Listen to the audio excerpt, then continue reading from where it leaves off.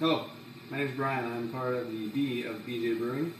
And just to show you what we're doing here, come a little closer and see. We have basically all our grains and everything here that we're going to use for kind of our mash here. Letting that go here for the next half hour. Boiling another gallon of water, which we'll be mixing in there and then throwing in our hops and whatnot. So that's kind of like step one, I guess, more or less. Alright, next step is, check this out, this is going to be our dry malt that we're going to be adding. And also over here, this is our wort that is going to be almost to a boil here very soon after we've done all the grains. All that stuff from the grains is in there. And so yeah, we'll be adding that in, and then that'll sit for a while. Then we'll add lots of hops, which are included here, here, and here. And yes, we did get this stuff from Gresham's very own hoppy brewer today. So if you're in the Gresham area, it's a good place to go to. Right. Oh my so gosh. right now, this is trying our first attempt at using kind of a dry malt, which we're used to using the extract. We're attempting to not get the clump, because clearly this is what it does to your hand when it's all sweaty and you get some on it. So, we've also, if you would like to look at the floor there, you also see a large amount of malt on the floor there. That's nice. But never fear, we have the potential to still pull this shit off. And I'm the J of the BJ. Oh yeah, let's Jacob about it. Oh god, it's That's all clumping! over me. It's clumping! Cut the camera! Cut the camera! First set of hops are in, which are the Horizon. It's in, it's going. We got a nice rolling boil going. Now we got 40 minutes until we put in the next set of hops. And we just stand here and wait for 40 minutes and watch this, so enjoy. So we are putting in our flavor hops. We're about 15 minutes into it.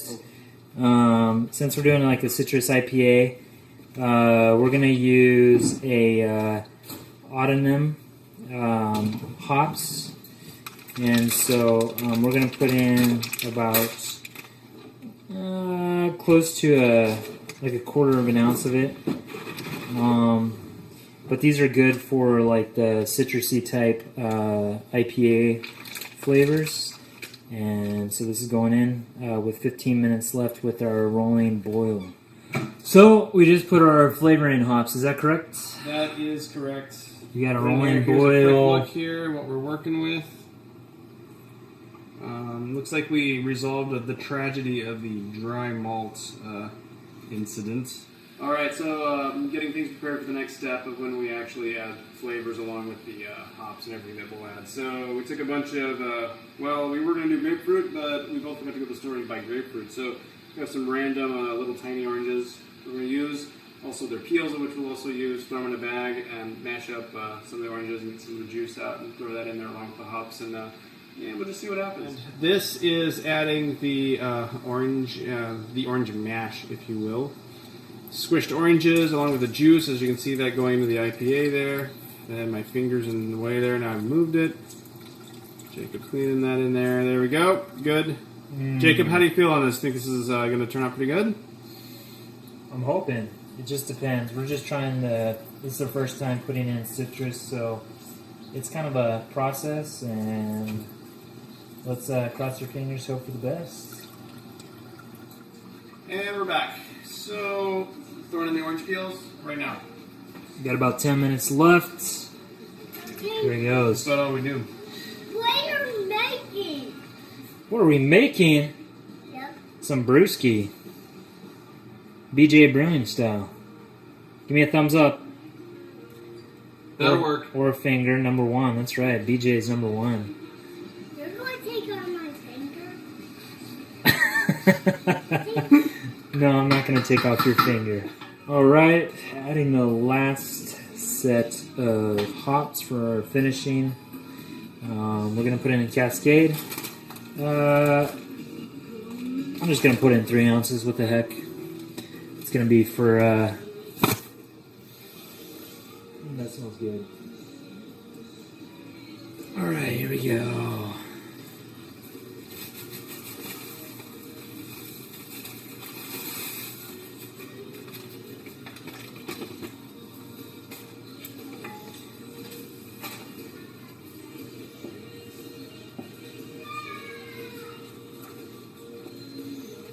Mix that bad boy in. Got about 5 minutes left in the whole thing. We'll see how it goes. It smells so good. And so yeah, we got 5 minutes left with this wort. Alright, so at this point we're in the cooling process. We've got our wort more or less in an ice bath here. We're going to measure the temperature. We need it between essentially, let's see, 90 and 130 degrees. Let's kind of see where we're at right now. We, of course, will be straining this before putting it actually into the glass carboy over here. And it gets all the niblets of hops and orange out of it. And we also put 2 gallons of cold water to the carboy. And we'll see what the first temp is. Roughly We're about 125. Boom. So we're kind of within range here. So I think at this point, once they're ready, they're taking it out of the ice bath. They're giving it just a couple minutes longer and then pulling it out and then throwing it in there. And here we are, cleaning up the carboy a little bit because it's a little bit messy. But we're going to move this bad boy up here, followed by finishing up the last little bit of pouring in some extra water. Here's some of the hops. Looks good. Cooked hops. Looks so yummy. And it smells so good. Adding water up to that top line. Where do you put it? About right there. Alright. Alright, we are now officially adding the yeast. And we will just sort of pour this bad boy down in there.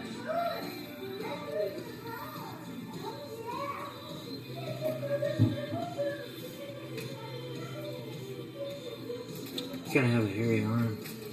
Well, that's what you get when you're Swedish. God, Shake what your mama gave you. That's the yeast we're shaking in. I don't know if it's supposed to be this vigorously. Don't ever do it after this. Just the one time with yeast. Alright, you're done. Stop shaking. You good? You're getting too involved with the It's a shaking. bit too chunky. Stop shaking. Stop shaking. I stopped shaking. It's gonna eat it. That's what it does.